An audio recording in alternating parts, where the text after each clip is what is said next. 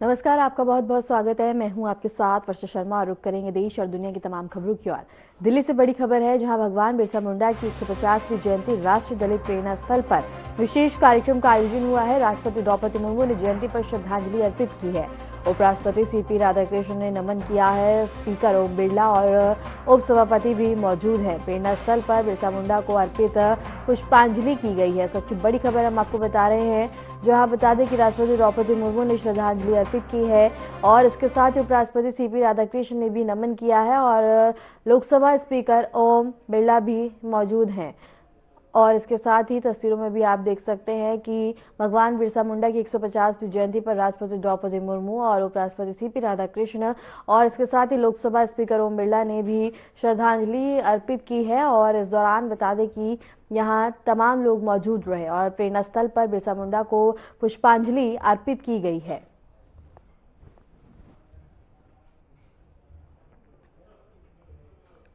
Speaker Om Birla और उपसभापति भी मौजूद है। प्रेरणा स्थल पर बिरसा मुंडा को अर्पित पुष्पांजलि की गई है। रुक करेंगे अगली बड़ी खबर की ओर। भगवान बिरसा मुंडा की 150वीं जयंती, प्रधानमंत्री नरेंद्र मोदी ने बिरसा मुंडा को नमन किया है। उनकी 150वीं जयंती पर शत नमन किया है। देश उनके अतुल्य योगदान को याद कर रहा है। संघर्ष और बलिदान हर पीढ़ी को प्रेरित करता रहेगा। पीएम ने 25वें झारखंड स्थापना दिवस की बधाई दी है। झारखंड वासियों को स्थापना दिवस की बधाई दी है। इस वक्त की बड़ी खबर हम आपको बता रहे हैं, जहां प्रधानमंत्री नरेंद्र मोदी ने बिरसा मुंडा की जयंती पर उन्हें श्रद्धांजलि अर्पित की है और इसके साथ ही बता दें कि झारखंड वासियों को स्थापना दिवस की हार्दिक बधाइयां दी हैं और इसके साथ ही उनके योगदान को भी सराहा गया है और इसके साथ ही संघर्ष और बलिदान को याद किया गया, जहां उन्होंने बिरसा मुंडा की जयंती पर उन्हें श्रद्धांजलि अर्पित की है और इसके साथ ही झारखंड के स्थापना दिवस के अवसर पर झारखंड वासियों को बधाई दी है। सोशल मीडिया प्लेटफॉर्म एक्स पर उन्होंने ये पोस्ट साझा कर बधाई दी और इसके साथ ही बता दें कि भगवान बिरसा मुंडा की जयंती पर उन्हें श्रद्धांजलि अर्पित किया और इसके साथ ही झारखंड वासियों को स्थापना दिवस की बधाई दी है।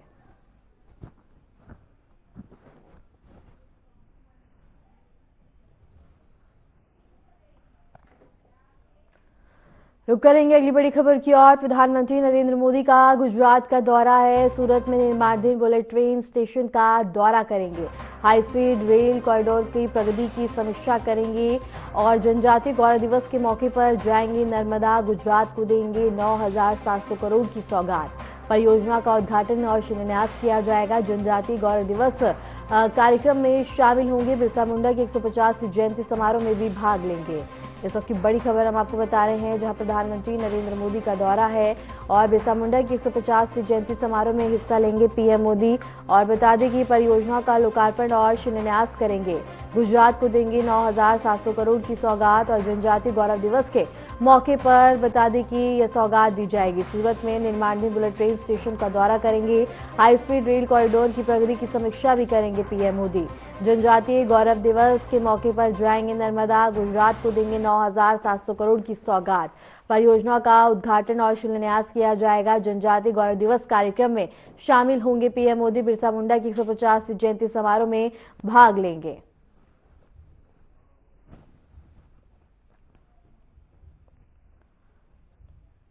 और इस वक्त की बड़ी खबर हम आपको बता दें, जहां प्रधानमंत्री नरेंद्र मोदी गुजरात के दौरे पर जाएंगे और इसके साथ ही तमाम सौगात और इसके साथ ही बता दें कि तमाम व्यवस्था की गई है उनके दौरे को लेकर।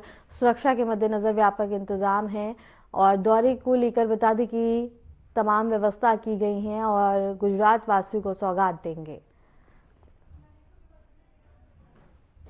पटना से बड़ी खबर है, जहां आज राज्यपाल से मिलेंगे नीतीश कुमार। मुख्यमंत्री पद से इस्तीफा देंगे नीतीश कुमार। इस्तीफे के बाद होगी विधायक दल की बैठक। विधायक दल बैठक में चुना जाएगा एनडीए का नेता। पेश किया जाएगा सरकार बनाने का दावा। शाम तक एनडीए विधायकों को पटना आने के निर्देश दिए गए हैं। इस वक्त की बड़ी खबर हम आपको बता दें, जहां पेश किया जाएगा और इसके साथ ही बता दें कि आज राज्यपाल से मिलेंगे नीतीश कुमार, जहां शाम तक एनडीए विधायकों को पटना आने का निर्देश दिया गया। इस्तीफे के बाद होगी विधायक दल की बैठक, जहां बता दें कि बैठक में एनडीए का नेता चुना जाएगा, तय किया जाएगा, पेश किया जाएगा। इस वक्त की बड़ी खबर हम आपको बता रहे हैं, जहां आज राज्यपाल से मिलेंगे नीतीश कुमार और शाम तक एनडीए विधायकों को पटना आने के निर्देश दिए हैं।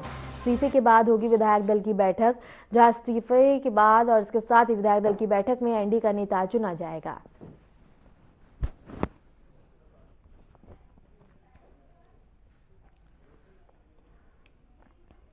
बिहार की ऐतिहासिक जीत, आखिर क्यों चली एनडीए की ऐसी लहर जिसने सारे रिकॉर्ड तोड़ दिए।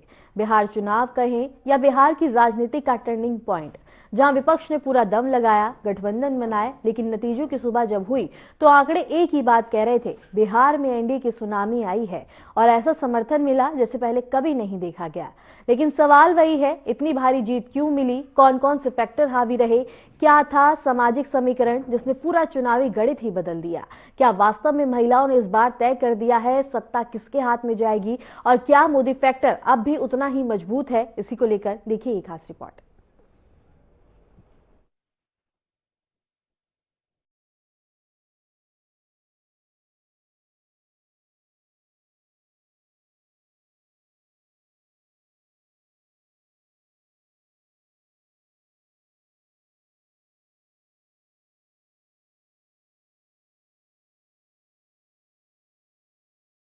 यह कोई साधारण चुनाव नहीं था, यह था बिहार की राजनीतिक दिशा बदलने वाला चुनाव, जहां मुकाबला था कई मोर्चों पर, सामाजिक समीकरणों पर, महिला भागीदारी पर, विकास बनाम बदलाव की बहस पर और अंत में विश्वास बनाम अस्थिरता की लड़ाई पर। और इन सभी में एनडीए बाजी मार ले गया। इतना बड़ा जनादेश की पुराने सारे रिकॉर्ड पीछे छूट गए।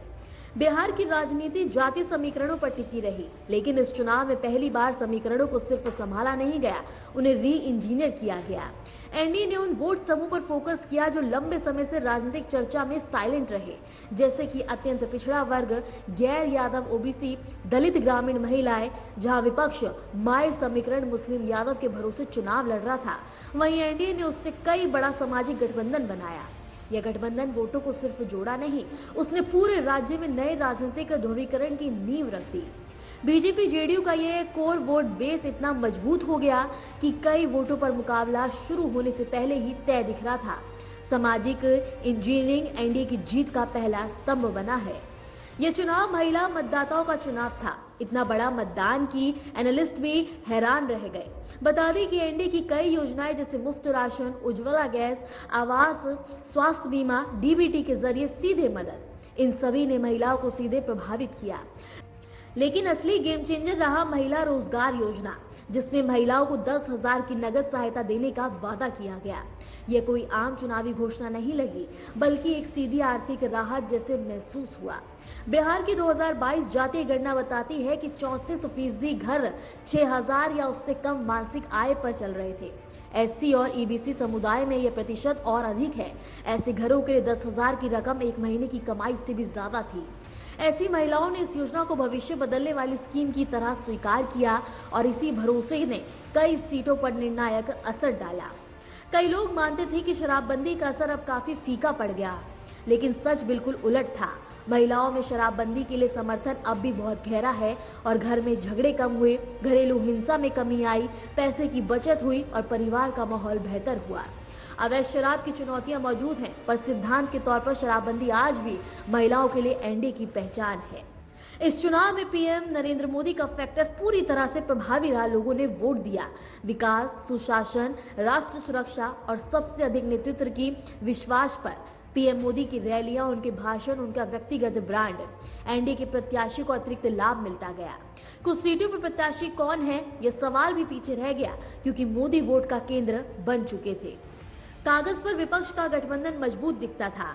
आरजेडी, कांग्रेस और इंडिया ब्लॉक की कई पार्टियां मैदान में थीं, लेकिन जमीन पर सामंजस्य की कमी, सीट शेयरिंग का भ्रम और कई सीटों पर लोकल नाराजगी और नोटा और इंडिपेंडेंट उम्मीदवारों द्वारा वोट कटार, इन सब ने विपक्ष की रणनीति को कमजोर कर दिया।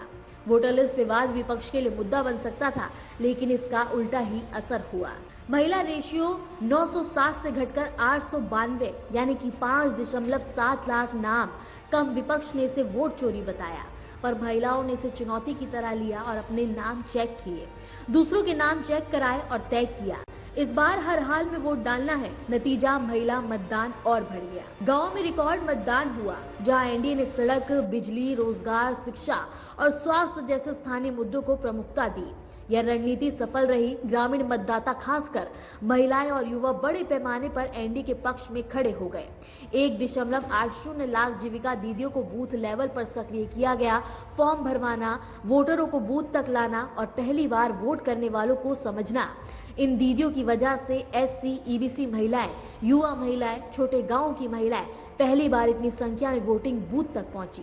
बीजेपी का पन्ना प्रमुख मॉडल, माइक्रो मैनेजमेंट, डिजिटल और सोशल मीडिया वॉर, इन सब ने वोटरों तक संदेश पहुंचाने में निर्णायक भूमिका निभाई।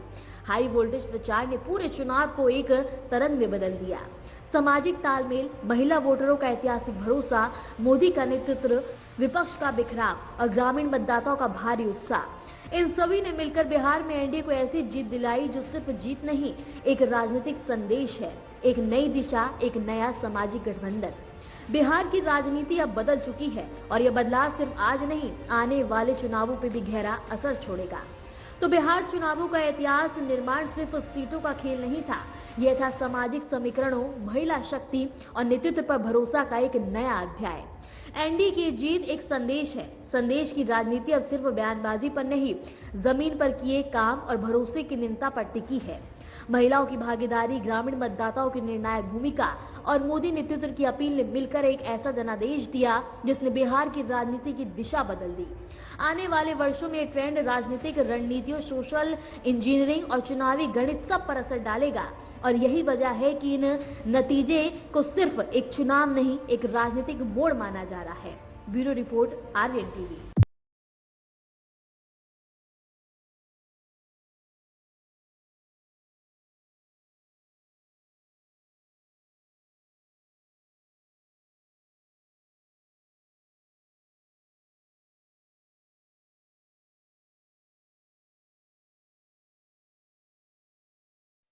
रुक करेंगे अगली बड़ी खबर की ओर। सीएम योगी आदित्यनाथ का सोनभद्र का दौरा है। बिरसा मुंडा की 150वीं जयंती पर कार्यक्रम का आयोजन होगा और सोनभद्र को बता दें कि करोड़ों की सौगात देंगे। 432 परियोजना का लोकार्पण और शिलान्यास करेंगे। कई योजनाओं के लाभार्थियों को प्रमाण पत्र वितरित किए जाएंगे। महिला पुलिस के लिए 25 स्कूटी को दिखाएंगे हरी झंडी और पर्यटन पर आधारित पुस्तिका का विमोचन करेंगे। सबकी बड़ी खबर हम आपको बता रहे हैं, सीएम योगी आदित्यनाथ का सोनभद्र का दौरा है, जहां बता दें कि करोड़ों की सौगात देंगे। कई योजनाओं के लाभार्थियों को प्रमाण पत्र वितरित किए जाएंगे और सोनभद्र को देंगे करोड़ों की सौगात। इसके साथ ही परियोजना का लोकार्पण और शिलान्यास करेंगे। बिरसा मुंडा की 150वीं जयंती पर कार्यक्रम का आयोजन होगा। कई योजनाओं के लाभार्थियों को प्रमाण पत्र देंगे। महिला पुलिस के लिए 25 स्कूटी को दिखाएंगे हरी झंडी और पर्यटन पर आधारित पुस्तिका का विमोचन करेंगे सीएम योगी आदित्यनाथ।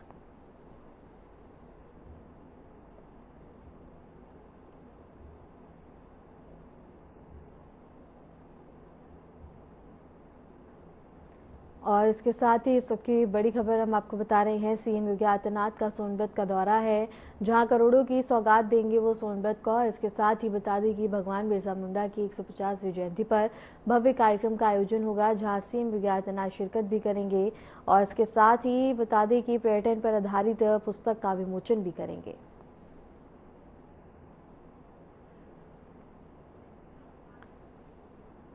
श्रीनगर के नौगाम पुलिस स्टेशन में ब्लास्ट हुआ है। धमाके में 9 की मौत और 30 लोग घायल हैं।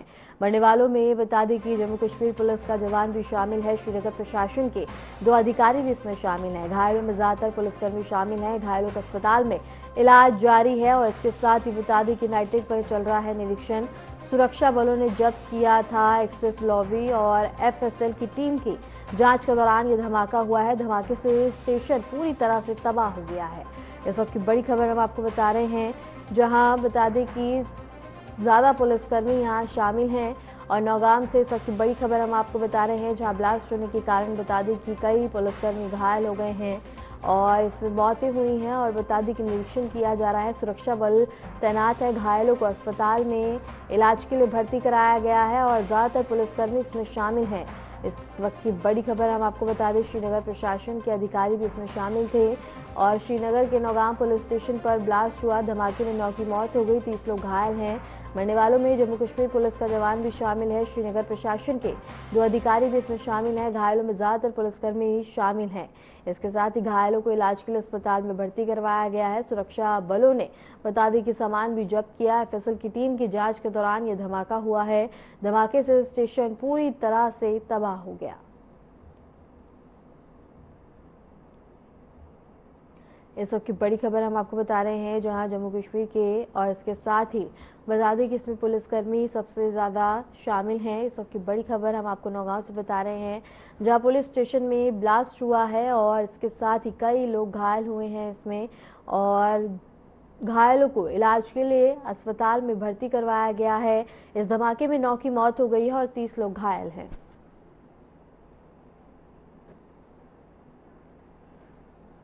रुक करेंगे अगली बड़ी खबर की ओर। दिल्ली एनसीआर में हवा की गुणवत्ता बेहद ही खराब श्रेणी में है और दिल्ली के कई इलाकों में AQI 400 के करीब पहुंच चुका है। और इसके साथ ही बता दें कि CBCP दिल्ली वासियों से अपील की गई है, बाहर निकलने वाले सावधानी बरतें। इस वक्त की बड़ी खबर हम आपको बता रहे हैं, जहां दिल्ली में काफी ज्यादा AQI खराब श्रेणी में दर्ज किया जा रहा है। हवा काफी ज्यादा जहरीली हो चुकी है और इसके साथ ही CPCB की दिल्ली वासियों से अपील देखने को मिली है, जहां मास्क पहने और आवश्यक कार्यों के दौरान ही घरों से बाहर निकलने की अपील की गई है। दिल्ली के कई इलाकों में AQI 400 के करीब है और इसके साथ ही बाहर निकलने वाले सावधानी बरते अपील की गई है। इस वक्त की बड़ी खबर हम आपको बता रहे हैं, जहां दिल्ली में हवा अब काफी ज्यादा जहरीली हो गई है, जो कि लोगों के लिए काफी ज्यादा हानिकारक है। और इसके साथ ही बता दें कि CPCB की अपील दिल्ली वासियों से देखने को मिली है, जहां आवश्यक कार्य होने पर ही घरों से बाहर रहने की अपील की गई है। इसके साथ ही बता दें कि दिल्ली की हवा काफी ज्यादा जहरीली हो गई है। AQI कई इलाकों में 400 के करीब पहुंच चुका है, जो कि स्वास्थ्य के लिए काफी ज्यादा हानिकारक है।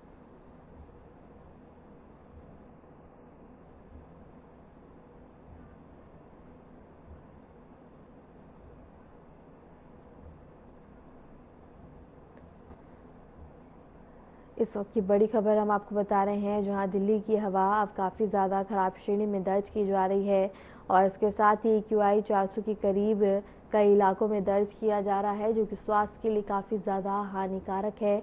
इसके साथ ही बता दें कि CPCB की दिल्ली वासियों से अपील देखने को मिली है, जहां बता दें कि घरों से बाहर आवश्यक काम पे ही निकलने की अपील की गई है, सलाह दी गई है, मास्क पहनने की अपील की गई है और इसके साथ ही बता दें कि हवा काफी ज्यादा जहरीली हो गई है।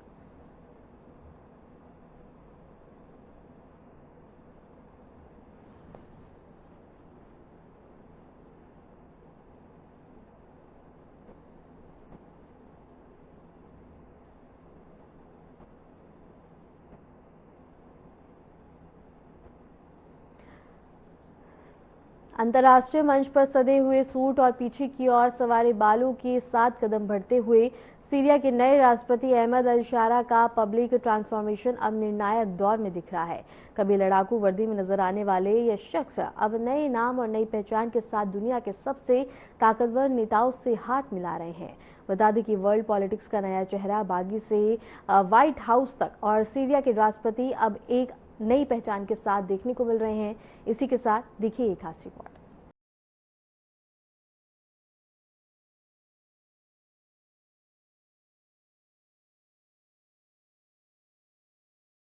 इस व्यक्ति पर अमेरिका ने कभी 43 करोड़ का भारी भरकम इनाम रखा हो, जिसके जिंदा या मुर्दा मिलने की शर्त रखी हो, उसे व्हाइट हाउस में वेलकम कर रहा है।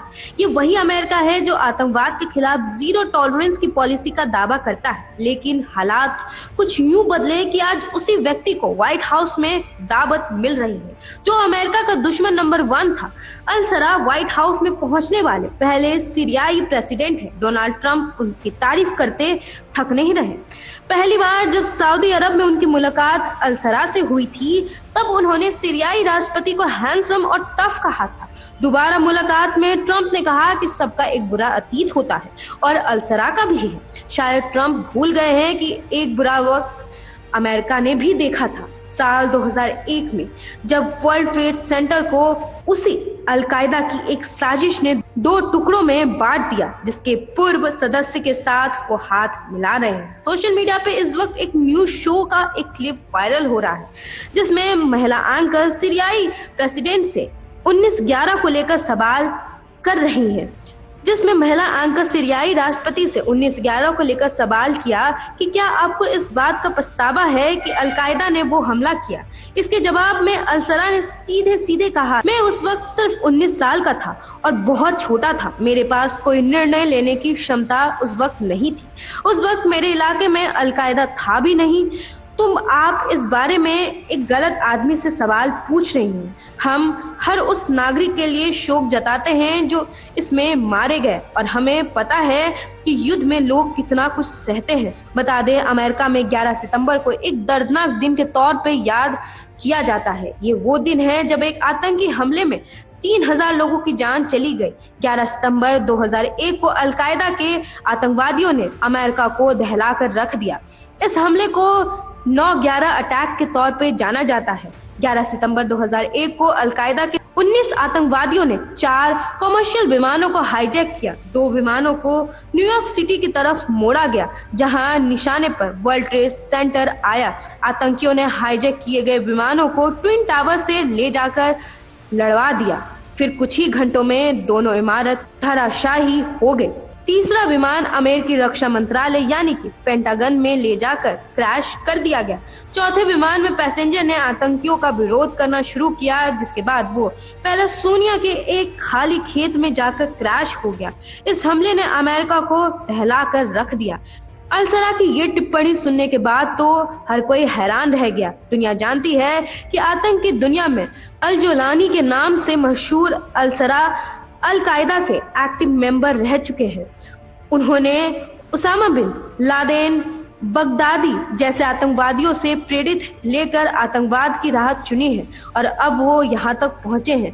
आज अलसरा इस तरह बातें कर रहे हैं मानो वो कितने मासूम हैं। कुछ ऐसे ही डोनाल्ड ट्रंप ने भी किया है, जब वो झट से भूल गए कि अमेरिका ने अल-जोलानी के मोस्ट वांटेड वाले पोस्टर जारी किए थे, और अब नाम और हुलिया बदलने के बाद वो उसे गले लगा रहे हैं। आज हालात ऐसे हैं कि जिसने कभी अमेरिका को घुटनों पर ला दिया था, वही अब राष्ट्रपति के साथ डिनर टेबल पर बैठे हैं। राजनीति की यह तस्वीर बताती है कि दुनिया में न तो कोई दोष हमेशा के लिए है और न दुश्मन। वक्त बदलते हैं और इसके साथ बदल जाते हैं रिश्ते, चेहरे और नीतियां भी। अब सवाल है कि क्या अमेरिका सच में आतंक के खिलाफ है, या फिर ये सब राजनीति के खेल का एक और चेहरा है।